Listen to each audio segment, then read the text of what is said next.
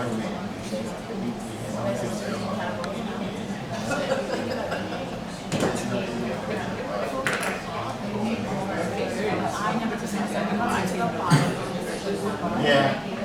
are supporting the special advisor in coordinating the Africa's Youth Voices program. We have a full schedule in front of us, and we are very happy that you are able to join us for this open conversation with young people from Africa, including those established on the continent and the diaspora. We'll start with opening remarks by the United Nations Special Advisor, Under Secretary General Cristina Duarte, and then we will hear from 3 young African ministers to help set the stage in today's event. We will have the Minister of Environment and Sustainable Development of Madagascar. He will be followed by the Minister of Information, Communication and Technology of Namibia, and the Minister of Investment, Entrepreneurship and Industry of the Seychelles will close the stage-setting segment. Then an intergenerational fireside chat will follow, which will be co-hosted by USG Cristina Duarte and the Assistant Secretary General for Youth Affairs, Mr. Felipe Collier.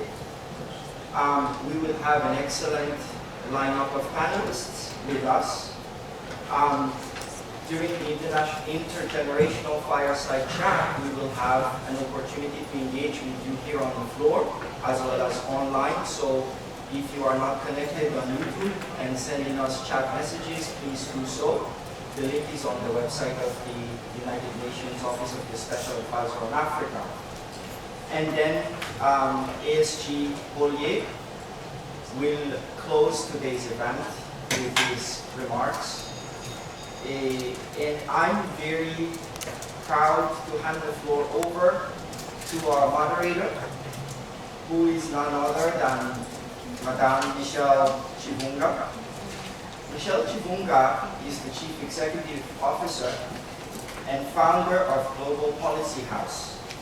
We would like to have within OSAA a strong program on youth. So we started this process, this journey 3 years ago. And the main goal of African member states was, through the implementation of this youth program, to create a space in the New York stage for youth voices. Why? Why? Why to craft a space in the New York stage for African youth voices? As simple as that. Because the New York stage is the stage where global narratives are put. Peace TV reporters have been active at the UN headquarters since 2010, the age of former UN Secretary General Ban Ki-moon. They are often invited to gather pictures and news about high-level meetings and events at the UN headquarters.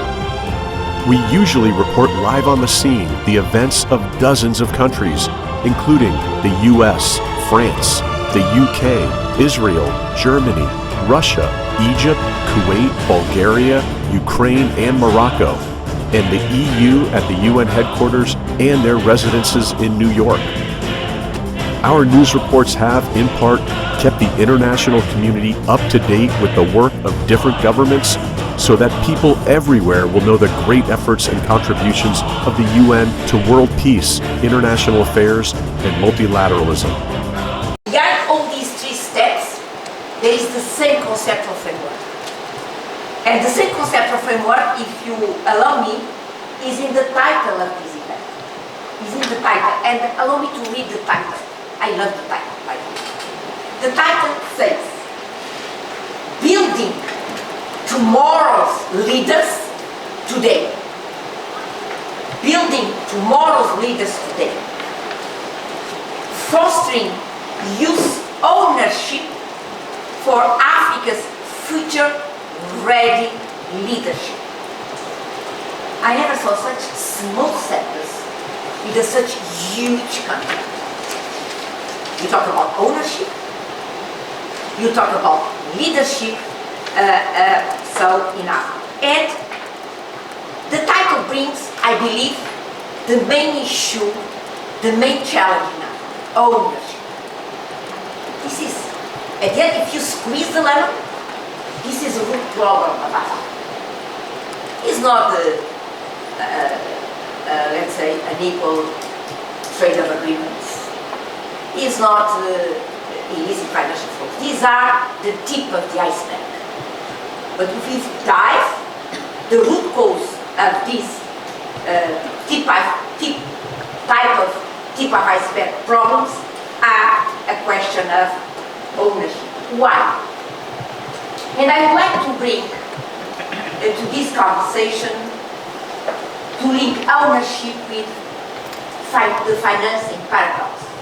After Africa has been captured in the past 50 years, has been captured by a financing paradox. Rich in financial resources, I'm not saying natural everybody knows. Rich in financial resources. As we speak today, Africa already finances more than 75%. Allow me to repeat this number. More than 75% of its own development. It's not ODA. It's not FDI. Are African resources financing more than 75% of Africa's development. The question is, why Africa, despite being rich in financial resources, is in debt distress? Africa loses, on average, annually, $500 billion a year. If our continent loses $500 billion a year, it's because our continent has been able to generate that. I cannot lose my iPhone if I don't have an iPhone. Maybe artificial intelligence take care of that. But not now. I can lose my iPhone if I have my iPhone before. So if Africa loses 500 billion, it's because Africa has been able to generate. But Africa has been unable to grab, to mobilize. What is the missing piece? Institutions, country system. Why? Because we're still not addressing the question of ownership and control of economic and financial. So when discussing building tomorrow's leaders today, I do believe that you as future leaders, you need to be aware. You need to be, in my opinion, allow me, this is an open and frank conversation. You need to be aware, you need to be aware that to be the tomorrow's leader that Africa needs, the Africa we want, you need to be aware that this ownership deficit needs to be addressed. Needs to be addressed. Otherwise, it will be not possible to generate Africa's future-ready, let's say, leadership. And I do believe that today, young people need to be aware of this challenge, of ownership challenge, to be ready to exercise down the road a strong leadership that address the root problems. We're addressing a number of areas that one talked about. I will just head on straight to introduce our ministerial delegation that is kindly joined us today. Very, very excited to have the young ministers who are here to also speak to all of you, the young people, and also to really kind of tell us a little bit about what is happening in their countries. So I'll start by the introduction with all the ministers, and then we'll go in that order in terms of the presentations from the ministers. First and foremost, really excellent to have His Excellency Mr. Fontaine, Minister of Environment and Sustainable Development of Madagascar. Second, we also have Her Excellency Ms. Emma Perez, Minister of Information, Communication and Technology of Madagascar. And finally, but certainly not least, we have Her Excellency Ms. Bigot's Minister of Investment, Entrepreneurship and Industry. But it's also about looking at the critical sectors to grow our economies. Right, Honourable Minister talked about that very, very strongly. And quickly going into the Honourable Minister in Namibia, and really touched my heart when she talked about the importance of voices from young people in conflict areas. We often forget that we actually have countries where we're not all in stable conditions. I think it's very, very important to hear the voices from the young people who are in the conflict zones. You know, the world is going through turmoil, not just in Africa, but the world is going through turmoil. It's important we hear the voices of our young people who are also in the conflict zones, because they sometimes have these solutions. Also very important, the Honorable Minister talked about, you know, the transition to action. So let's not keep talking and talking and talking about things, let's actually act and start to do things. And I really believe, just like the Minister highlighted, that it's up to the young people to actually act and deliver some of these solutions. But also it's very, very important at global level that we have, she talked about, you know, African voices at global level, you know, African voices on being on the table. We are here on the table today, young people.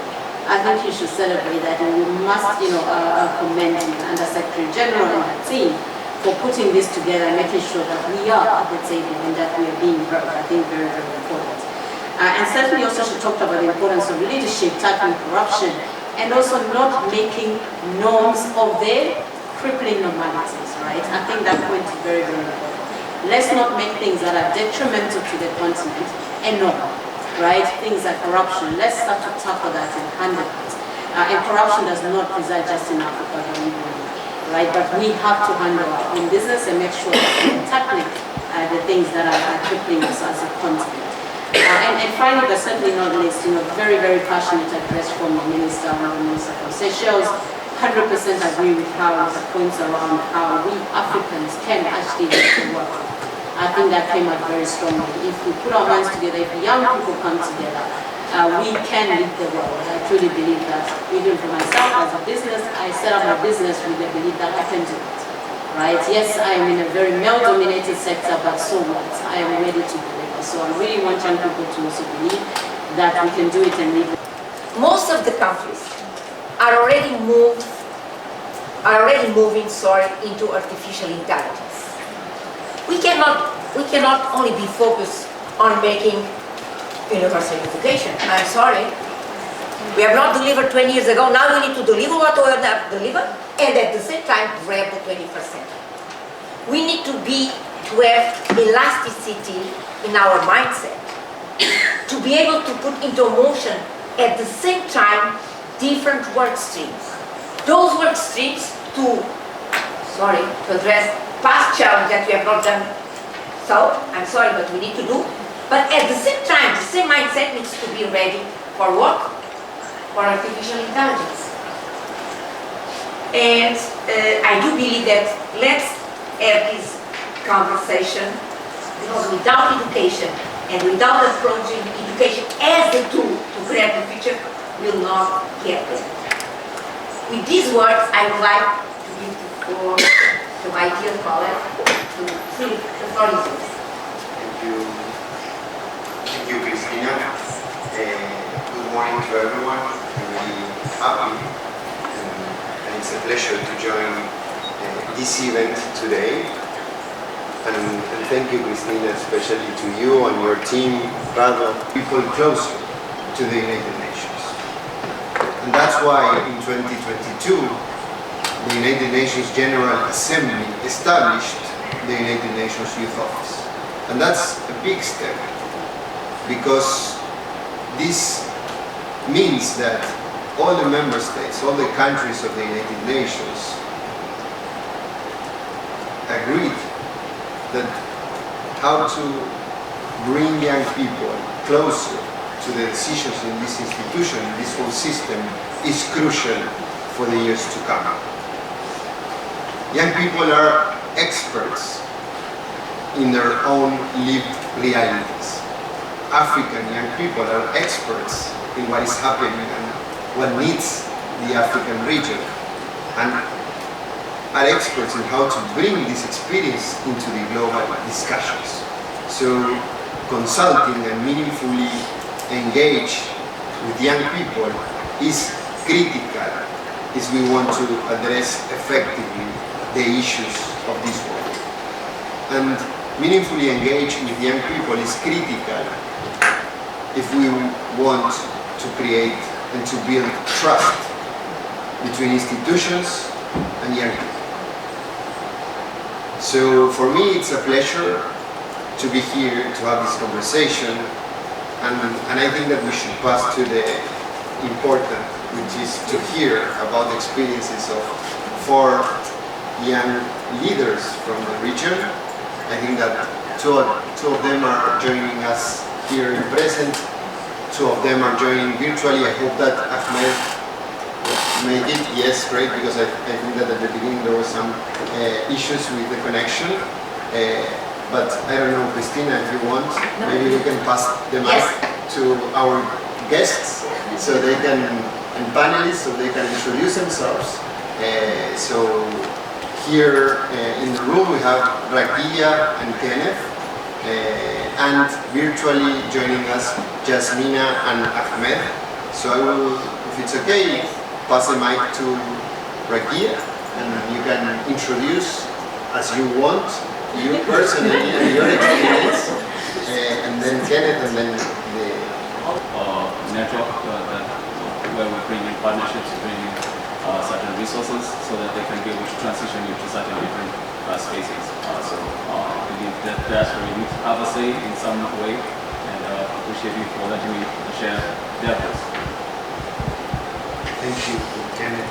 Thank you also for bringing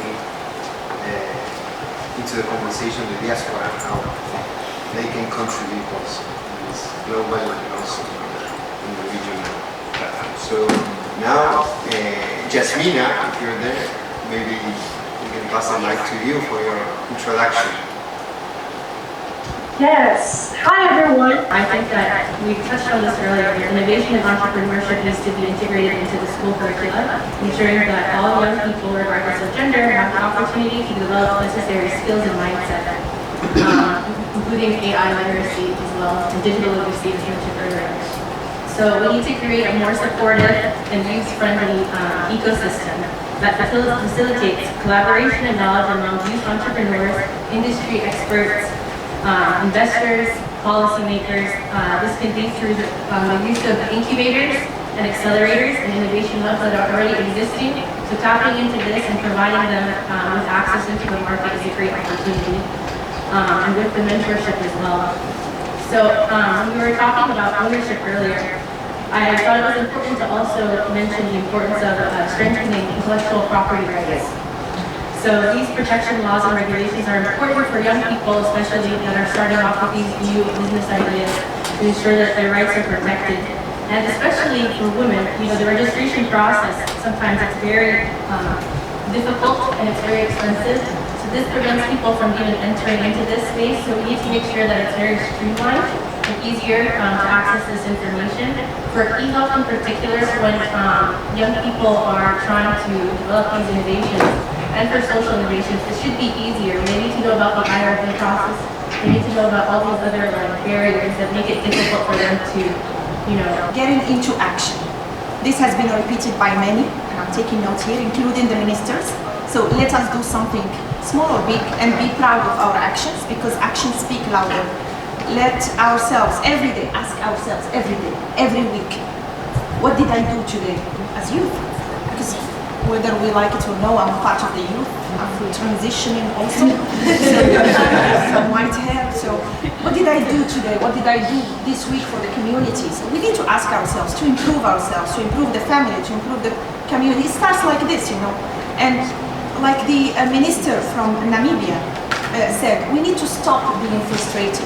Negativity leads nowhere. We need to look for opportunities, and we're smart. We're having opportunities. This, me, myself, now, it's not the same opportunities that I had 15 years ago. We need to look for those opportunities and to reflect on the aspirations of the African youth. And yes, the continent is getting younger, and this is by itself and de facto an opportunity.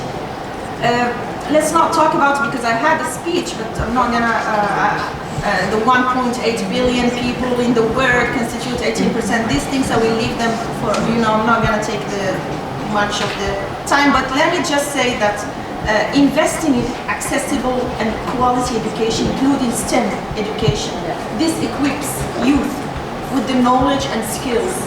Investing in opportunities in terms of learning and training. You want to take those youth to the job market. Is to make sure we are talking about STEM and also policies that are gender deliberate. He has made sure that any lady or any woman who is studying STEM at university level. We do those at the cost, of no cost to them. The government takes responsibility of that.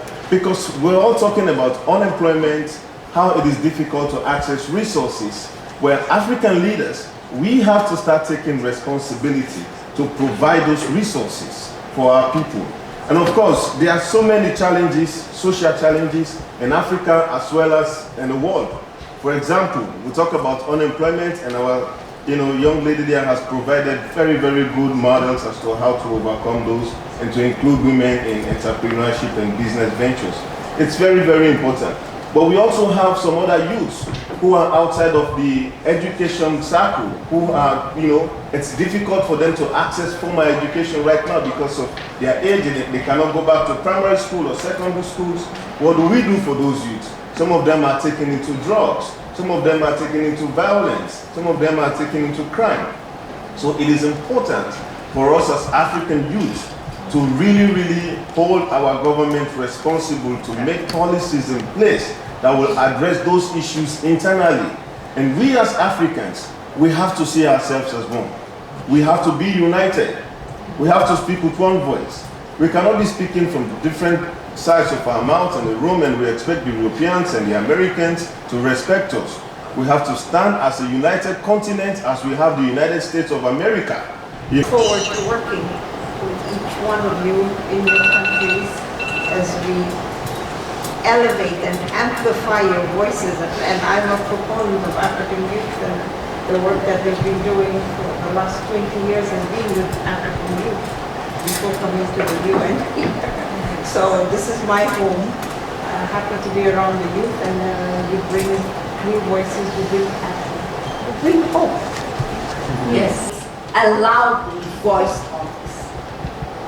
Second, as in my office, just a coincidence, we are about to write, and I hope to finalize a report on cause of conflict in Africa, and the 2024 report mentions exactly how the dysfunctionalities around the rule of the law system in Africa, in some countries, has been feeding instability and conflict. Third, we reach a stage that we Africans, we need to be the first to talk about our own problems and not to wait for third parties outside the continent to point us a finger. Reflecting also on what the USG was bringing into the conversation, I highly encourage you to engage with your capacity also in this process, to engage with the UN in your community, in your country, to engage with your governments at the national, the regional, and at the local, to engage with your communities. And on our side, we're going to push and to support in our capacity the negotiations taking place so we can put youth at the center, because it's crucial. If we want to bring trust into this multilateral system, we need also some transformations that create the platforms for a meaningful engagement, not only of young people, citizens in general, but especially of young people. And creating these possibilities is really a smart decision to take. Creating this mechanism is, of course, based on a human right to participate, but it's also to be more effective when addressing the issues, and it's also to bring this 50% of the population closer to the decisions so that they feel part and they trust in the decisions that are made. So thank you once again, and I hope that this is the first of a series of conversations and opportunities to collaborate. Thank you.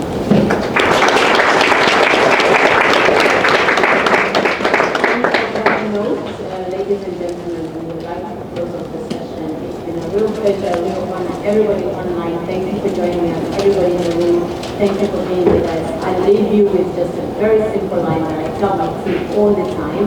You can you will and you absolutely already have. So let's continue our caveat for the future.